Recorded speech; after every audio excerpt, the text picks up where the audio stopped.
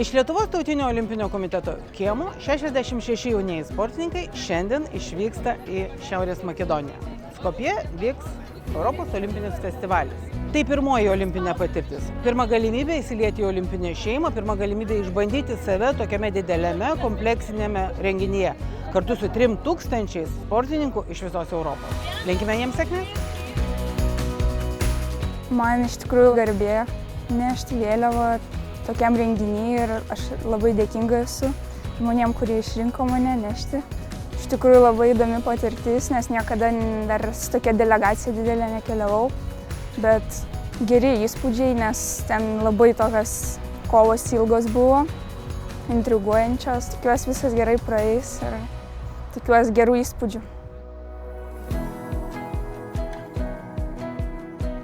Tikrai tiesa, kad būtent šis olimpinis festivalis ir buvo mano tas pirmas žingsnis mano tikrosios olimpinės svajonės link. Ir atsimenu aš tik pačias geriausias emocijas, neatsimenu nei jaudulio, nei baimės, dėl to, kad važiuoji ne viena, važiuoji su visa rinktinė, su draugais. Ir tai buvo lyg didelis nuotykis, nevažiavau iškovoti medalio, tikrai nesitikėjau, kad galiu stoti ant aukščiausio pjedestalo. Man tie 2011 metai tiesiog atrodo kaip kažkokia iliuzija, kaip sapnas, bet vis karts nuo karto aš pasižiūriu į tą medalį ir savo primenu, kad pradėjau aš į sportą ne dėl to, kad man reikėjo, dėl to, kad aš jį labai mylėjau. Ir kartais būna dingsta ta ugnelė, bet aš prisimenu, kad vis dėlto ta meilė sportui mane vedė visą laiką ir veda toliau.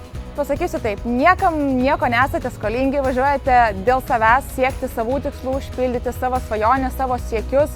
Ir bus daug chaoso, bus daug nežinomybės, nusivylimų, nuosmukių galbūt, bet visa tai mus ir kuria kaip asmenybės, visa tai mus stato ir stiprina ir paruošia mus ateities sportiniams keliams.